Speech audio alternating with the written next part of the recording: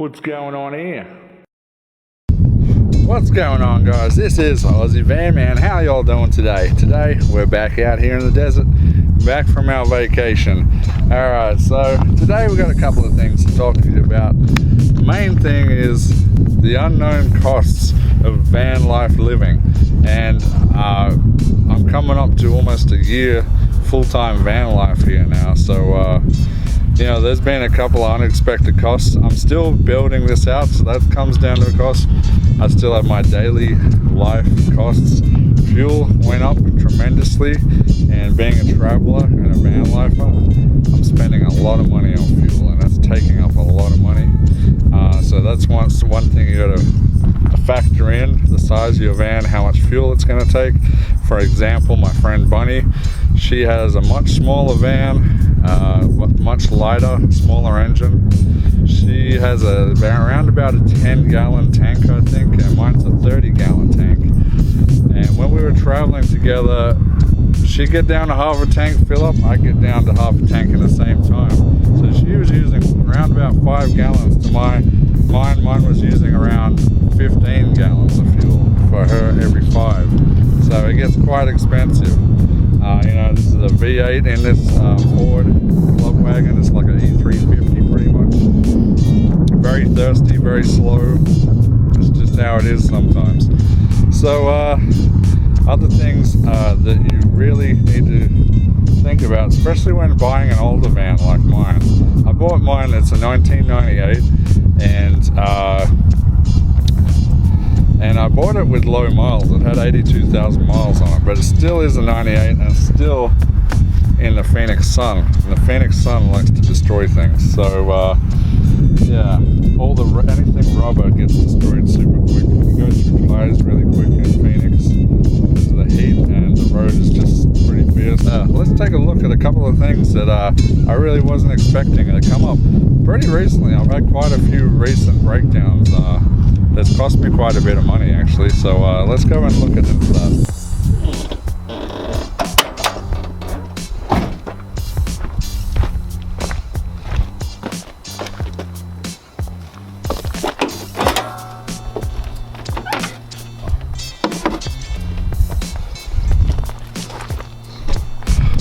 Alright guys, so we're going to take a look under the hood. And as you can see, look at all that dust in there.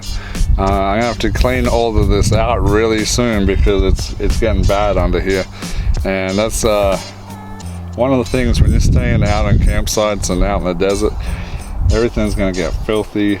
You're going to get built up a grime. You have to clean it, maintain it. This I'm going to have to replace my air filter soon because it's probably wolfing down quite a bit of dirt down in there. But as you can see, this is quite easy to take off. You unclip that. Oh my lord, I definitely need a new air filter. It's been around about a month since I last checked it. I can already see a whole ton of bugs in there, probably from my last big trip that I just took, and I just got back. I haven't checked out under the hood since my big trip. So let's take a look at this. Oh, okay, as you can see, wow, even in there is all dirty. I need to wash that out. But check this out, look at all the dirt and the bugs all stuck in. Is that a spider? I don't know what that is, but there's something in there. There's a whole lot of bugs. Pretty sure they're all dead, hopefully. But yeah, there's a lot of them. And luckily, my air filter is doing its job. Luckily, my air filter is doing its job and catching them all. But yeah, I'm gonna need a new air filter, as you can see. I'm gonna have to go get that tomorrow. So,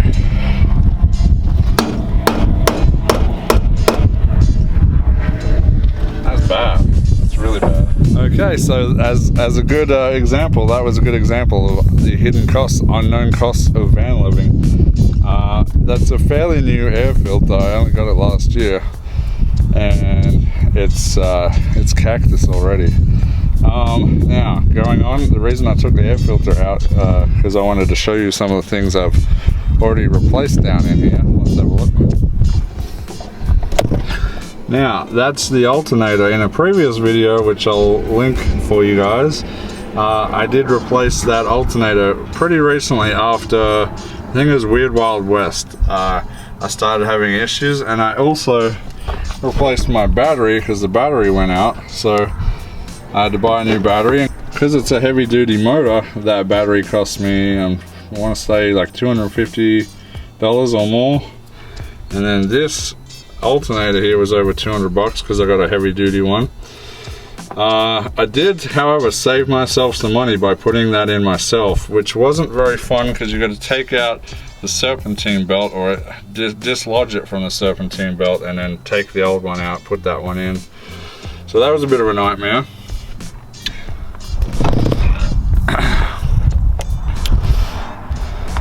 Now on top of that, other things that I've had to replace, I've had to take it in mechanics multiple times.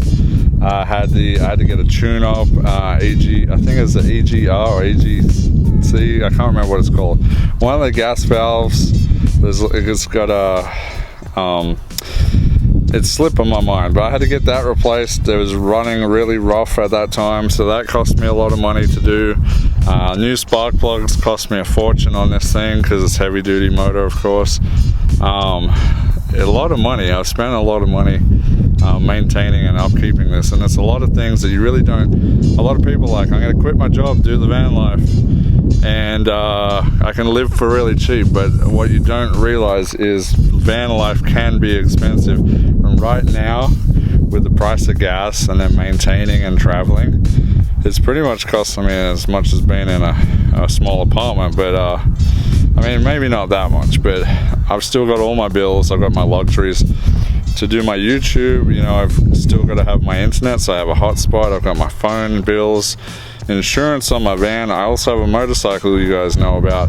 There's insurance on that, and then all my other things. So, you know, but the biggest thing lately has been breakdowns, and new battery, new alternator, trying to think what else, new spark plugs, new EGR valve or whatever it's called. I can't remember the name of it properly.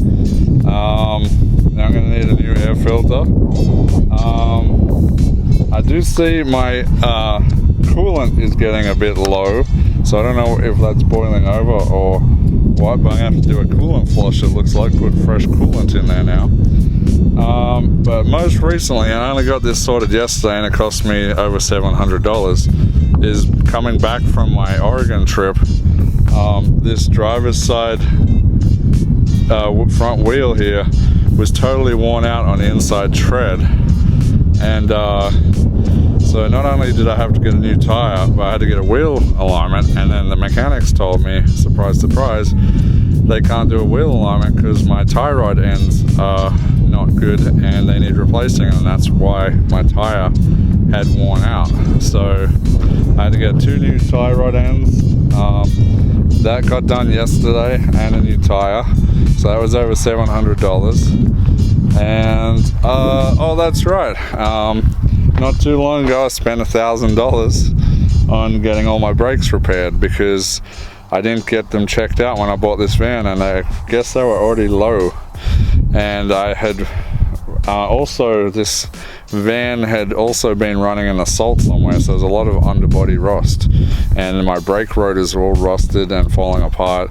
And when I needed new brakes, they were just so shot, they were already down to the metal and everything was seizing up. So yeah, I had to completely replace a big chunk of my brakes and everything like that.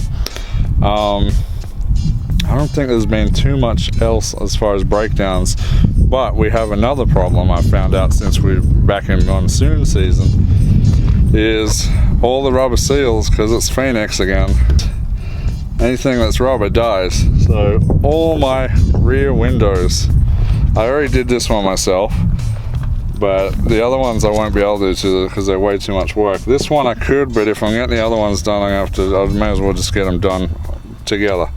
So my rear windows leak water because the seals all shriveled up and dried out. So every time I get heavy rain, water comes through here and straight inside, which everyone knows my bed is at the back. So so I get a bit of water on the ends of my beds and it gets kind of damp. Now usually the rain's not too heavy, so I don't get too bad, although one time I did, where my bed was quite saturated and I wasn't having a very good time about that. So that should give you a bit of an idea about upkeep. Now I'm looking at my coolant level and it is quite a bit low. It's still in the reservoir, so I think I'm okay for now. However, I don't want it to get down to the hose. So I'm gonna have to do something about that. I'm thinking I'm gonna have to do a coolant flush, and I think I should be able to do that myself. But it's just gonna be a bit of work. And the air filter is easy because I just got to buy that and then put it back, put a fresh one in. And while I'm at it, I may do a airflow sensor clean and all that when I got spray for that. But so I mean, I have a little bit of mechanical knowledge. I'm not a mechanic or anything, I'm just working on cars with my dad. I have a little bit of knowledge, not a whole ton of knowledge. But it helps if you do have a little bit of knowledge, because you can save yourself a lot of money, especially like when I replaced my alternator. I paid, I don't know, I want to say like $200 or more, maybe 250 for that alternator, and it probably I would have been charged probably $300 on top of that by a mechanic to put that in. I would have been looking at well over $500 for a new alternator. So I did save myself money with that. Other little things, if you can see my headlights there, I have these LED headlights I bought custom off Amazon. They're quite cheap. They're only $45 for the pair. They're not very great, but they're very bright. And that comes in handy because the old 98 headlights in there, I couldn't see anything at night. And I do a lot of night driving sometimes, especially when I'm traveling far. So that was just, I didn't want to get in an accident. It's becoming a safety issue. So I went and got those lights. And again, luckily I have a little bit of knowledge how to take those lights out and put the new ones in. So that worked out good. So, but it's little things like that that all add up in the long run.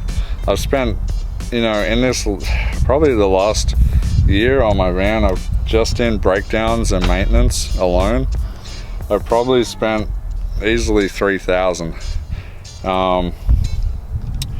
In the just over 2 years I've owned it, probably $5,000 in maintenance and breakdowns. And it's just something you got to be aware of when you go into these projects. And then, you know, the van build itself, that's going to cost money, and that did cost me a lot of money too. So, but you know, it's a lifestyle. This has brought me the opportunity to travel and meet great people, and it's also been a big challenge, also been a very big challenge in my life, but I've taken it on, and honestly it's been very rewarding. So that's it from me, guys. That's just a little insight of, I know a lot of people ask me out there, how do you do it, how much does it cost? It's really hard to put an actual cost on van life, because everyone's different. What they want, their builds are going to be different. You know, some people have the high roofs, the big school buses. You know, I just met Papa Drew on the weekend off of YouTube, and he's got a giant full-size school bus with a Ford F-250, a Can-Am X3, full hot tub in his bus. Spent over $100,000 building out his school bus. You know, your imagination, you know, is deep as your wallet, basically. I want to say on my build so far, not including maintenance of the vehicle and such, I want to say I've probably spent about $6,000 so far, but I haven't finished it yet. So there's still lots of work. Maybe I spent more, I don't know. Maybe some of it's gadgets. I have a lot of gadgets, so, but yeah. And then the van itself, I think I paid $5,500 for that. I bought it just at the beginning of COVID, and I was lucky. This thing had low miles. It was from a daycare that was closing down, so I was I bought right at the right time. I think I paid a really good price for it, and I've loved this van. I bought it with 82,000 miles on it just over 2 years ago. I just went over 111,000 miles. So yeah, I've gotten a lot of enjoyment out of this van, and I will continue to do so. One day, yes, I'd like to upgrade to something bigger. Maybe a short school bus or something like that would be great. But then again, you get something bigger, the cost of gas, diesel, or whatever, is going to be a lot bigger, and the cost of maintenance is going to be a lot more. So they're the things you got to factor in. What can you afford, and with what you can afford, what can you get, and what can you do? Be realistic with your expectations and just work towards that. You'll learn as you go. A lot of what I did, I learned as I went. I made mistakes. I'm still making mistakes, but you'll learn from those mistakes and continue on. Me and my boss, we started this journey together. We both bought vans. We both wanted to build our own vans out. Him more so for casual use and a project. He doesn't live in his. I do live in mine, but it's been a great journey along the way, and I really loved doing the build out, and I can't wait till it cools down, because then I can start finishing my build out. I have more projects in there. I want to put a hard wall in, change all the interior around. Everything's going to be changed in there, so there's a lot more to come, guys. Alright guys, so that's it for me, and hopefully you guys enjoyed this little bit of knowledge that I'm laying down on you guys. Let me know what you think down in the comments, and let me know if this helped you make some decisions that you were thinking about making. Alright guys, you know what to do. Hit the like button, subscribe, and we'll see you later. What's going on here?